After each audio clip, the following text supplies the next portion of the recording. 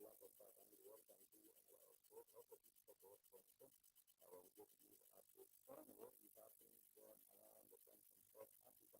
I will go to contact across the continent from the side of Africa to the east of Africa for work and the north of the different parts of Africa. Sometimes we have been taking up to give a focus on a country topic for on the Bosi or Eritrea. But we always focus to go to Africa and what is happening and what we have going on other countries. Now, I want to bring about all factors to the corporation and what we talk all about into Africa, only what is happening around the political content of Africa. Around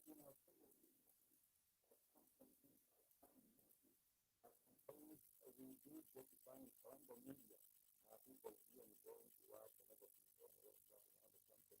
Of course, there is also some politics happening, and I also aspire to get to a review of that as well. We want to be balanced, some of the things I've seen work on media here and sort of planning work flow and everything and work on. I've really looked at the theme of the country in Africa. Of course, all the other countries have their own challenges. And Africa is not different, but we also want to be, we also want to be, we also want to be ready for balance when it comes to that. Remember, what has been a kind of has been going on, and things have to do with Nigeria. In Nigeria, we have talked about the challenges of the situation in Nigeria. And what has been happening for over 1,000 people, but we have been hearing about the kidnapping of school children. Right now, going to another level, these particular incidents have become very, very rampant or very, very regular. And the thing is, why is government able to get on top of this matter, or why is government also completely saying that this is going to happen in its own country? We might question, how we were ability.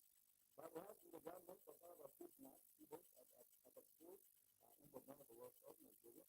Our government in Nigeria have a public students from a mixed boarding school in some states in another world of the country. We do not yet know how many students have been taken, and government have been involved the federal government, police and pastors, and overpower the police units regarding the school.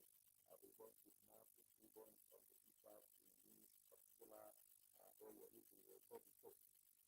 Now, of course, when you look at the right solution in this we have to have the time to answer. Even if we always talk about the government, the people, we were talking about the banning of the payment of ransom. They also in China, the payment of because who is around the world in which we can tell this banning or we can tell this because we continue kidnapping because at the end of the day, they never will be sold. But what is happening is that we're having a challenge, especially from the government office, to be able to enforce and sort of sobriety and provide opportunity in different areas in Nigeria, and especially from now and regions of Nigeria. We have not had situations like this happen in Abuja. We have not also had situations like this also happen in Lagos. But those were not an areas of Nigeria. You will find that these citizens have become very, very rampant, and that is one of the ways we need to use people as getting to a foreign money. The government should be getting on top of this matter because if you cannot guarantee security, especially in learning institutions, one of the things that even the education sector has a big role to play on the education sector. Because students no longer have to the government to work for them, but for ease in activities in their learning institutions. The first thing someone would never have to do about the issue of youth in different countries. Each one has their own fact. There was actually an attack by a military group, which is known as the Boko Haram, which had asked about and one of the universities is known as the University. And about 150 people did use Wallace. But people with this group of personal goals, what I because Nigeria situation is a little bit different. In Nigeria, we are trying to have, we are trying to have, in Nigeria, we are having,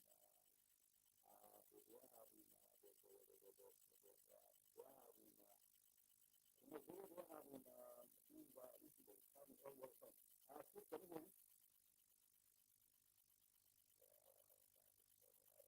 Moving forward, I'm just doing a map of all my work going on in Nigeria, or also Zambia. I'm gonna know.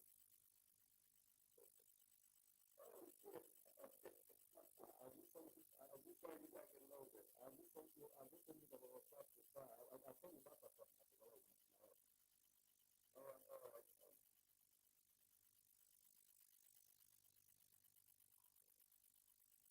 So what is happening, I'll tell you about that.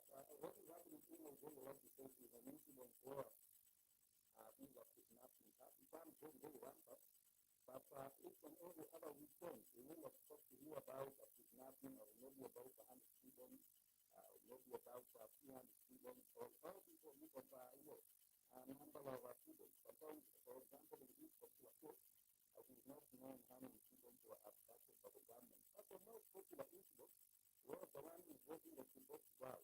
And the Chibok trials were kidnapped about 5 years ago. What did happen is that a part of the Chibok trial, made their way back from some of the families were able to unite with the children who were kidnapped in this particular incident of the Chibok trial.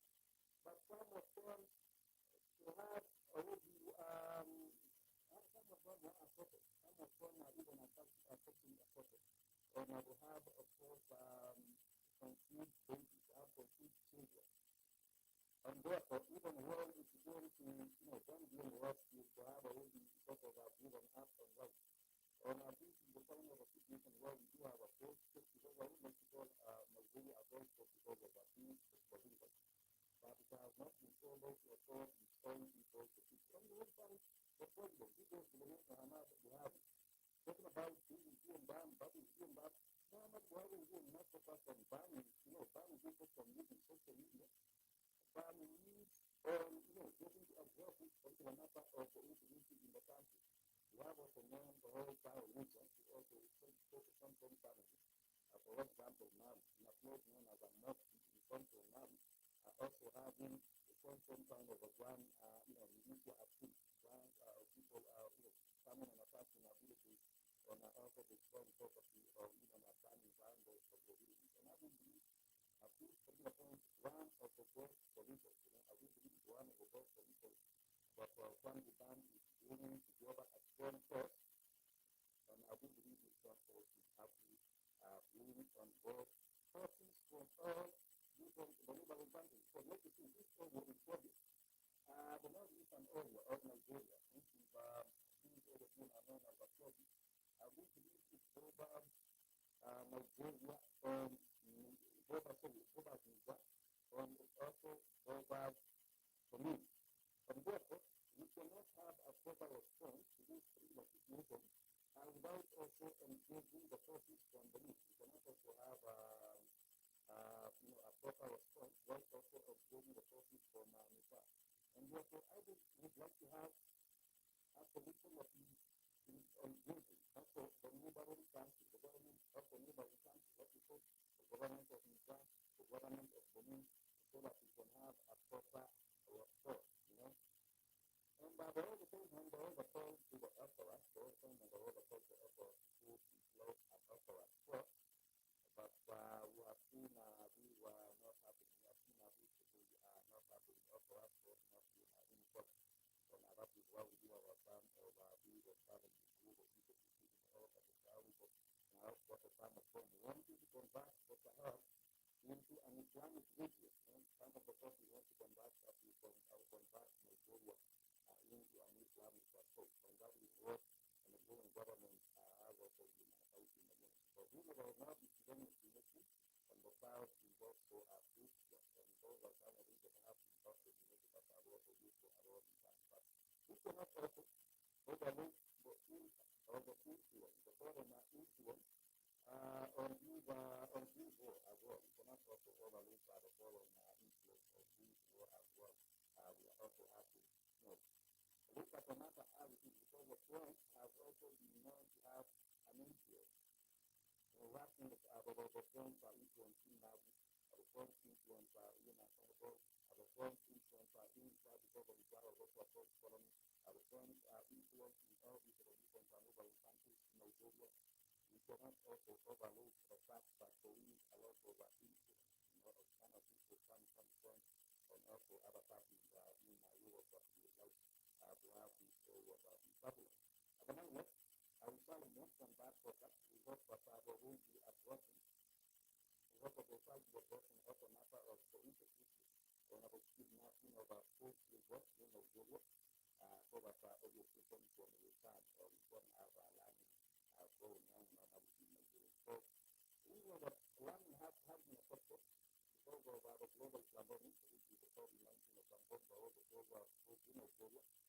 And now we have to be the closer of schools because of the military office, which is running very fast. I do believe the government has the capacity, it has also the knowledge to be able to work and afford that all these military schools are about to be over in Nigeria. But nonetheless, we want to affirm and of course condole with the country of Zambia. Zambia has lost its founding father, who is known as Kenneth Kaunda. At some point, I actually thought that Kenneth Kaunda was deceased, personally. I actually would like to have a bit of Kenneth Kaunda still live on his full fact now that we have to announce the matter of Kenneth Kaunda. However, today, this is not to be announced in audio is quite less. Let's see what we can do with audio. You can get to hear me a little bit better now. Yes. Thank you for letting me know. I hope that you can get to hear me a little bit better now. I have fixed the audio right there. Thank you so much for joining us on the broadcast. We're just getting to give us an update on what is happening in the continent of Africa and why it matters. I was talking about the first president, and this happens to be Mr. Kenneth Kaunda. He is known for his trademark, holding up a white handkerchief whenever he used to do meetings across the country. And he is known as a man who did get to unify the nation of Zambia. He used to say, one Zambia, one nation. He was just a one Zambia, one nation. And of course, he has passed on at the age of 97. And he was popularly known as a KK. People used to call him as a KK. Some people have remembered him because of the way he got to hand over power in 1991. Some people have remembered him for the way he did get to hand over power in 1991 when he lost the elections. But he had been running the country since 1964. That was also a very, very long period of time. But let me share briefly this so that you can also get to continue.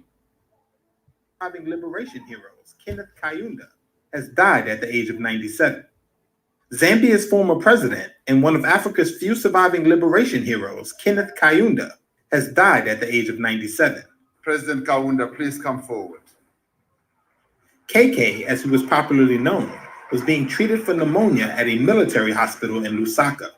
Kaunda, who championed Africa's struggles against apartheid and HIV, ruled Zambia for 27 years from 1964, when the Southern African nation won independence from Britain, until 1991.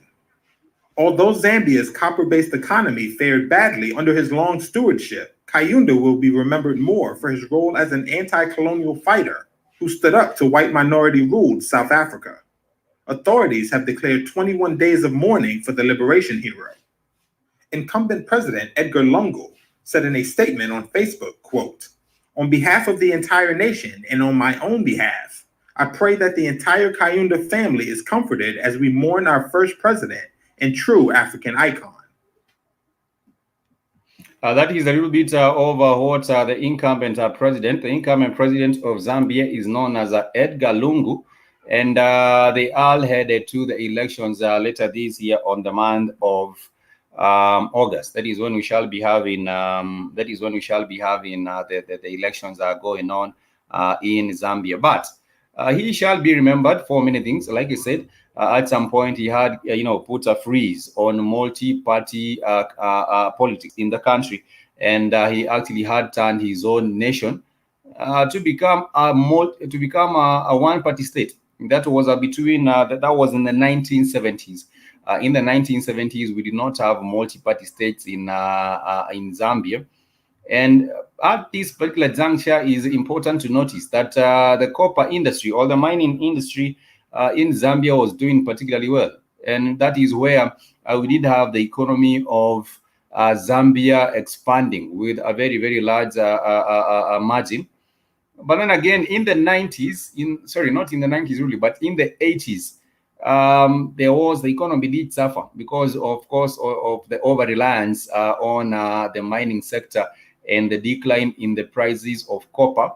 And therefore, this did deal a big blow on the country, which is Zambia. And also, something else that he shall be remembered for, like you said, he actually had stopped. He was running the country under one party. He was actually running the country under one party. And he is also a person who has been said to be religious. He was also a religious kind of a man. And he did pass on at the age of 97 when he was being treated for pneumonia. Around this period time of the year, it gets very, very cold. I believe even in Zambia, it's cold.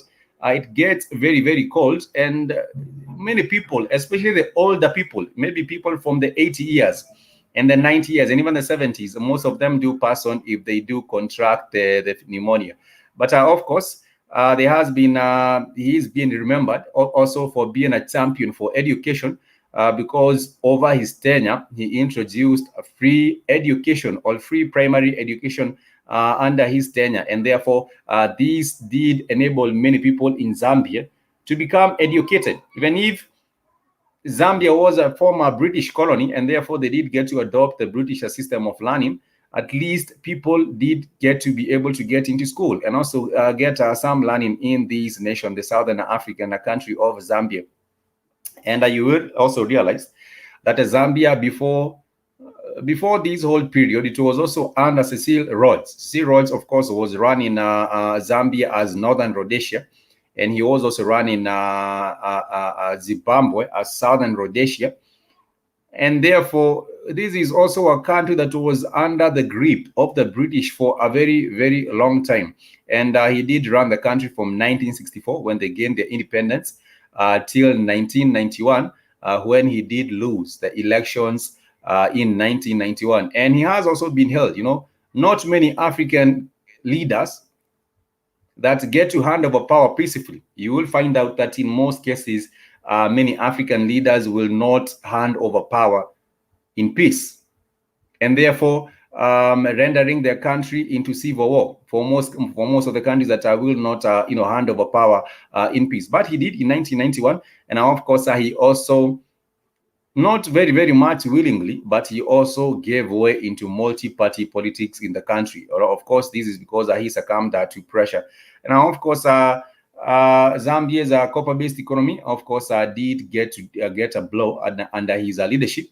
But he will be remembered for his role into, an anti-colonial fighter who stood up to white minority rule in South Africa. He has also been held as a very, very good friend of Nelson Mandela. He did fight for the independence of other South African states, including South Africa, including Botswana, including Mozambique, and also Zimbabwe. He was very, very much instrumental in terms of fighting for the independence of all these other different South African countries. He actually did say he was a Pan-Africanist. He actually did say that we cannot have Zambia stand alone, being independent, whereas South Africa and Zimbabwe were still, under colonialism. And I do believe because of this kind of a belief, it also did catapult him. It also did catapult him as an icon in terms of the liberation of the people of South Africa and the Southern African states. But nonetheless, let me share briefly on a brief autobiography of Kenneth Kaunda, so that at least you will have an idea. You'll have an idea of what we are talking about when you talk about this Pan-Africanist, the founding father of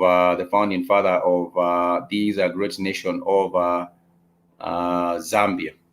Let me share this so that at least you can get an idea of the man that we are talking about, and why he is one of the most revered, in his nation, one of the most revered, where he was one of the most revered in his own country.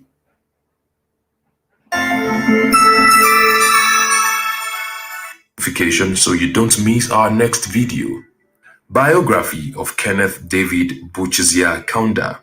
Kenneth David Buchizia Kaunda was born on the 28th of April 1928 in Chinsali in Zambia, then Northern Rhodesia. He was the youngest of the 8 children his parents had. His father, originally from Malawi, was a clergyman with the Church of Scotland. Both his parents were teachers, and it is worthy to note that his mother was the first African woman to teach in Zambia. Kaunda followed in their footsteps and entered the teaching profession as well. He first taught in Zambia and then moved to Tanzania in the mid-1940s. In 1951, Kaunda resigned as a teacher and began his political career as the organizing secretary of Province of Northern Rhodesian African National Congress, ANC. Later in 1953, he moved to Lusaka to assume the position of Secretary General of the ANC with Harry Nkumbula as its president. It wasn't long before Kaunda came under the radar of the colonial administration. Himself and Nkumbula were arrested and imprisoned for 2 months with hard labor for distributing what was considered seditious literature. If anything, the prison experience further served to radicalize Kaunda and impress on him even more the need to fight for his country's freedom. With time, Kaunda and Nkumbula drifted apart. Nkumbula seemed to have come under the influence of white liberals and considered as one who would compromise on the issue of black majority rule. Nkumbula was also alleged to be very autocratic in his leadership of the ANC. This led to a split within the party, with Kaunda breaking away to form the Zambian African National Congress, ZANC, in October 1958.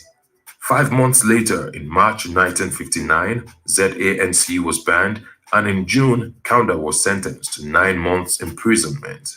While Kaunda was in prison, other prominent members of the ANC broke away as well.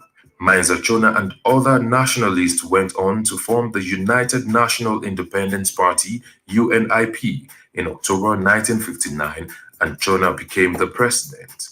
However, he only saw himself as holding the fort for Kaunda. When Kaunda was released from prison in January 1960, he was elected the president of the UNIP. That same year, Kaunda traveled to Atlanta in the United States and visited Martin Luther King Jr. On his return to Zambia, he organized a civil disobedience campaign in the northern province of the colony. The campaign largely involved obstruction of major roads and arson. This campaign became known as the Cha-Cha-Cha campaign. Kaunda was elected as Minister of Local Government and Social Welfare after running as a UNIP candidate in the elections held in 1962. 2 years later, in 1964, UNIP won the elections, defeating their ANC rivals, and then secured Kaunda's position as Prime Minister. On the 24th of October 1964, he became the first president of Zambia, with Ruben Kamanga as his vice president. Being a former teacher, Kaunda's presidency made a number of educational reforms. Zambia's educational sector was one of the least developed of all the British colonies. Less than 0.5% of the population had completed primary education. Only about 109 people were university graduates in the entire country. Hence, Zambia began to invest heavily in education. Kaunda Institute. If you look at this particular biography and the kind of connection we do have with the ANC. The ANC is the African National Congress, and the ANC also was a party that was set up in South Africa. The African National Congress, but the ANC's main headquarters was in Lusaka, Zambia. And therefore, even the work of the ANC and the liberation of South Africa was still going on in Lusaka, Zambia. Instituted a policy where free exercise books, pens, and pencils were given to all children. Parents only had to provide uniforms and pay a token fee. This greatly impacted the educational sector. Kaunda, who had ridden on the wings of popular support and goodwill of the people, with time became increasingly autocratic in his leadership. In 1973, apart from the ruling UNIP, all political parties were banned through an amendment of the constitution. This marked the beginning of a legal dictatorship in Zambia. The political crisis, along with ill-timed economic policies that further impoverished the people, worked to make Kaunda more unpopular with the people. After about 3 decades in power, international pressure began to mount, forcing Kaunda to revise the policies that kept him in power. New political parties were given permission to operate, and in 1991, after a multi-party election, Kaunda was voted out in a landslide victory for Frederick Chiluba of the Movement for Multi-Party Democracy (MMD). Chiluba got over 70% of the votes. After leaving office, Kaunda was often at loggerhead with Chiluba's government and the MMD. Chiluba at the time attempted to deport Kaunda on the grounds that he was a Malawian, given his parental heritage. And that is a funny kind of a situation where we do have someone saying that the president, Kenneth Kaunda, has to be deported from his own country because he has Malawian descent. But the kind of a thinking with this is actually nonsensical, because we did not have borders. Like you all know about the 1884 Berlin Conference. Africa, we did not have Malawi, we did not have Zambia, and therefore you cannot come up and say that you will be deporting Kenneth Kaunda because his parents were from Malawi, and we did not have none of Malawi. We did not have Zambia before this colonization. And therefore, that is a kind of a weak and a stupid argument, having a president say that we want to deport Kenneth Kaunda because his mother was from Malawi, and like you had, the parents were also in religion, and I do believe that is also how they got Kenneth Kaunda to go to school, and eventually, the only thing I think there are some things we can actually celebrate. We will be celebrating Kenneth Kaunda for. And one of those things is education, really having his people get to school, and subsidizing like to almost a zero, where, people just have to pay just a small amount of money to make sure that the program is still running. But for the bigger part of it, the government did bear the burden of, educating these kids. But like you had in the 1980s, in the 1980s, there was a change, the constitution, which actually did ban. There was actually the banning of these other parties, the political parties in Zambia, and therefore these actually made him a dictator. And he actually did conduct his dictatorship with some sort of being guarded by these dictators, by these new constitution that he had put in place. But of course, in the late 1980s, there was a mounting pressure, of course, even from outside, to allow for multi-party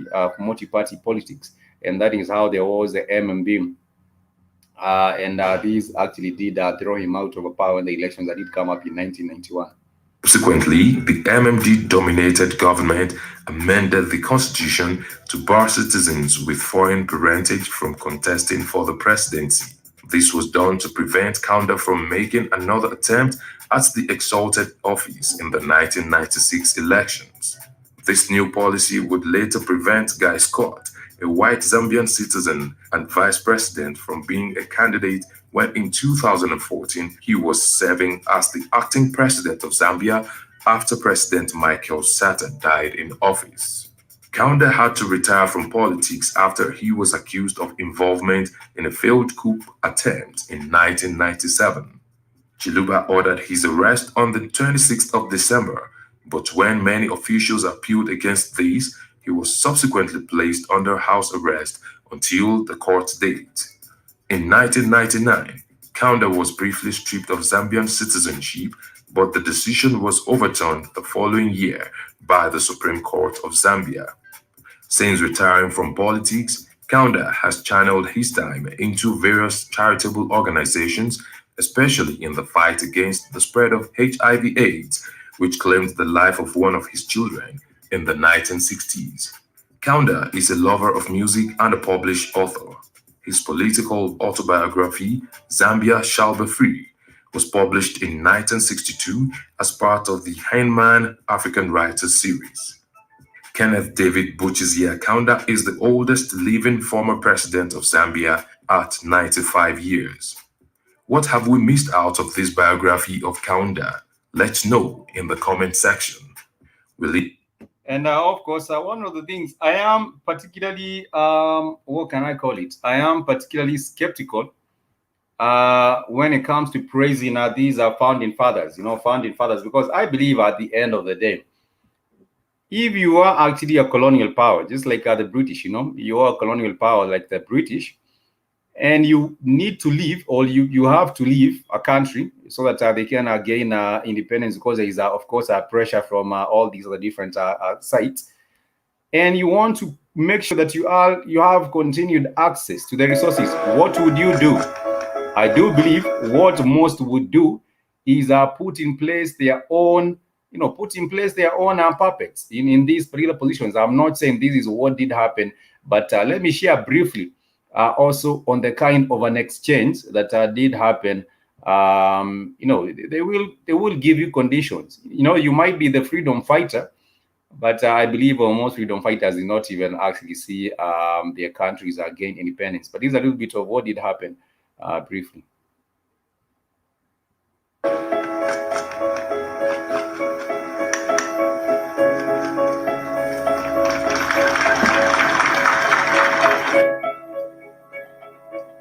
You can see the handing over, and with this handing over, you will see all these Europeans seated back here, the British seated back here, smiling and grinning, because they probably do know something. They know this particular man maybe perhaps might have been compromised, and he was also a good friend of Nelson Mandela, and therefore there are questions. There are questions that should be asked.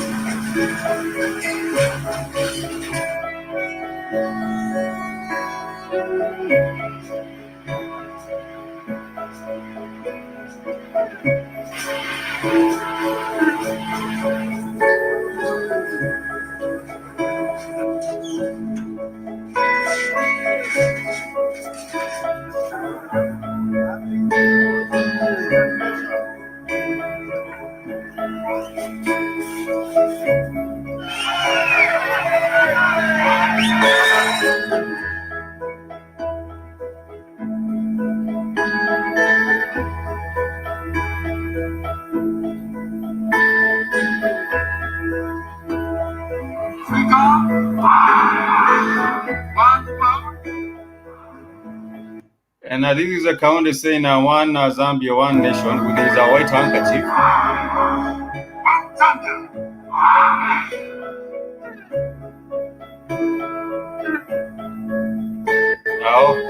Of course, born in 1924, he has passed on 3 years shy of 100 years. And like I said, one of the things that he will be mostly remembered for will be the matter of allowing for people to have the education at different levels. In this particular time when the countries were getting independence in Africa, not so many people, you would say, that had any kind of, what can I call it? The formal education when it comes to measuring education with the formal education. Not so many people did have formal education with these systems as we know them of today. Nonetheless, I want to deviate a little bit. I think these will be 21 days of mourning from yesterday. These are 21 days of mourning from yesterday.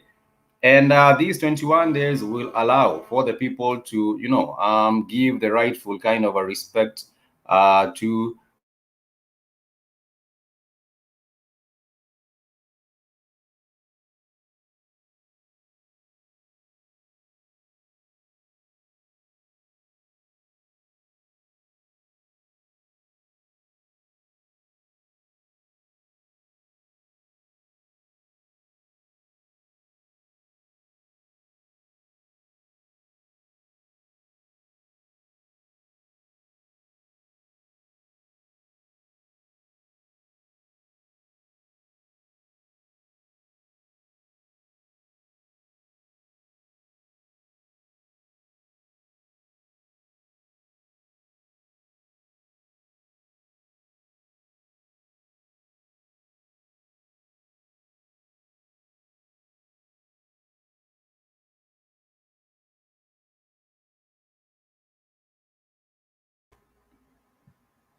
And of course, sorry about that. There was a little bit of interruption with that. But nonetheless, I was talking about the main reasons as to why he will be remembered.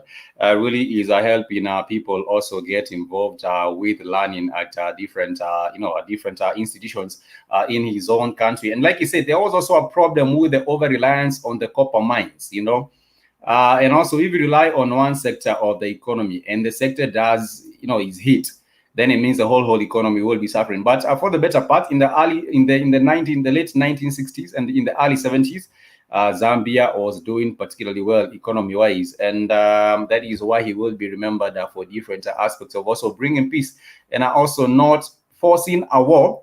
When it came time for him to vacate, he did not really force a war. There have been some people on the continent of Africa, let me call them the leaders. There have been leaders on the continent of Africa, and especially I will be using the example of Ivory Coast. In Ivory Coast, there was a president of course, who did lose. There was a president who did lose the elections. And instead of allowing for the peaceful transition of power, this is Laurent Gbagbo in Ivory Coast. Instead of allowing for the peaceful transition and sitting in power, he held on to it, leading to a civil war and post-election violence that led to the death of about 3,000 people and the displacement of hundreds of thousands of people in his own country. And of course, he was being investigated by the International Criminal Court, which also did later acquit him. And right now he is going back to his own country. This is not Zambia. Now we have crossed over. This is Laurent Gbagbo. And Gbagbo was the president of Ivory Coast. But when he did lose, and he did lose to Alassane Ouattara, he refused to get, he refused to vacate, and he was in the elections. There was irregularities, and he refused to vacate. But right now, he was, of course, held at the International Criminal Court of Justice for 10 years. His case was going on for 10 years, and he was finally acquitted by the International Criminal Court, and therefore he did come back to his own country, Ivory Coast. That was on Thursday. And this is a little bit of tight sana. That's why Fiber gives you the most affordable and the best data bundles. A welcome fit for a king for the former president of Côte d'Ivoire, Laurent Gbagbo, who after 10 years in exile will go through the airport's VIP facilities to then be received at the presidential pavilion, as announced Monday to the media by the politician's party. Today, I solemnly confirm that President Laurent Gbagbo will arrive in Abidjan on Thursday, 17th of June, 2021, by scheduled flight from Brussels at 3:45 p.m. at Félix Houphouët-Boigny Airport. À 15h45 à l'aéroport Félix Houphouët-Boigny. Gbagbo was acquitted this year by the International Criminal Court of crimes against humanity linked to 2010 electoral violence that claimed 3,000 Ivorian lives when he refused to concede defeat to Alassane Ouattara. That is exactly what did happen. It's not all kinds of leaders that will allow for, the sitting of power. once they lose in the elections. But we have seen these particular one are costing the lives of so many 3,000 Ivory Coast citizens, and are also displacing hundreds of thousands because of the war that did ensue when the president did lose. But we want to help the actions of the president, Mr. Kaunda, Kenneth Kaunda, because in 1991 there wasn't any kind of there was a peaceful, let me call it what it was. There was a peaceful transition when he did lose. And I think this is also an important lesson for other African nations, other African leaders, that when it's time for them to go and they have lost in the elections, they should be willing to vacate office. But most of them, it's like power is a drug. I believe power is a drug for most. You will find them really refusing and holding on to these particular positions for a very long time, because they do not want to leave, and when their time is actually here. But nonetheless, like I said, we want to condone with the people of Zambia on the loss of the president. We also do have Botswana. Botswana has also called for 7 days of national mourning, because Mr. Kenneth Kaunda, like you said, he was also instrumental in the liberation of other African nations, especially in South Africa. And he has been revered as a leader who also did participate, very much strongly, not just with words, but also action in terms of giving these other countries a base for them to launch and put up the fight. This is also very similar to the president of Tanzania, Mr. Julius Nyerere, Dr. Julius Nyerere. Dr. Julius Nyerere was also very much instrumental in terms of pushing for the liberation of African countries, especially Southern African countries, which will include South Africa, Mozambique, Botswana, among many other African countries, because of giving them a base. So these two leaders, Kenneth Kaunda and also Julius Nyerere, these are two leaders to be looked up to with admiration, I do believe, for the better part, admiration, because of giving these other African countries a fighting chance to fight for their independence. Nonetheless, that was a little bit of a brief on what is happening on the continent of Africa, and also condoning with the people of Zambia. I have a few friends from Zambia, and I was talking to them earlier, and I happened to realize that they are also to a larger part very much they do have reverence for this particular man, and I do believe that is a general feeling in Zambia. And even for the family and the friends and the nation at large, we want to condone them with them right here on the Black Hot Fire Network 54 corresponding show. We shall be winding up. This was not really a long show. It was just a quick update on what is happening in Zambia. Zambia is expected to go into the polls later this year in August, and we shall be getting to see how that particular one pans out. And also the Chinese influence. We have been talking about the Chinese influence on Zambia. We shall also be covering much more about that right here on the Black Hot Fire Network. Much peace and love. I want to wish you a happy and a productive day. Remember to join us on the other episode of the Africa Today Show later on as we go on the Black Hot Fire Network. I want to wish you a happy and productive one. Make sure you haven't joined us on WhatsApp. Feel free to do so. If you haven't checked out our official website, make sure also to do so. We are www.blackhotfirenetwork.com, and we are looking forward to also connecting with you and hearing from you also on our social media platforms. On Facebook, Black Hot Fire Network Radio Station, on Twitter, Black Hot Fire, and also on Instagram, Black Hot Fire Network. And like I said, I want to wish you a happy and productive day ahead. For now, we do say kwaheri, which is a Swahili word for goodbye.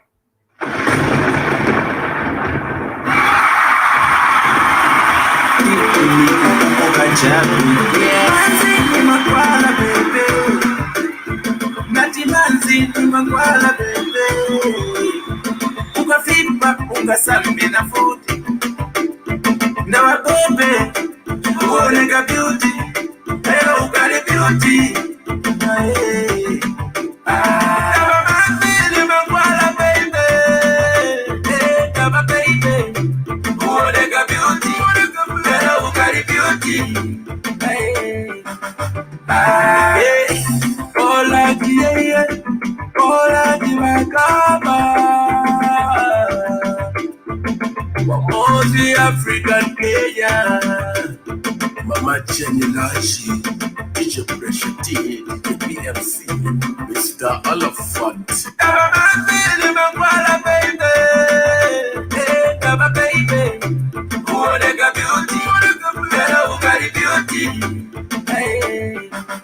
Hey, Kola Jie, Kola Jimakaba.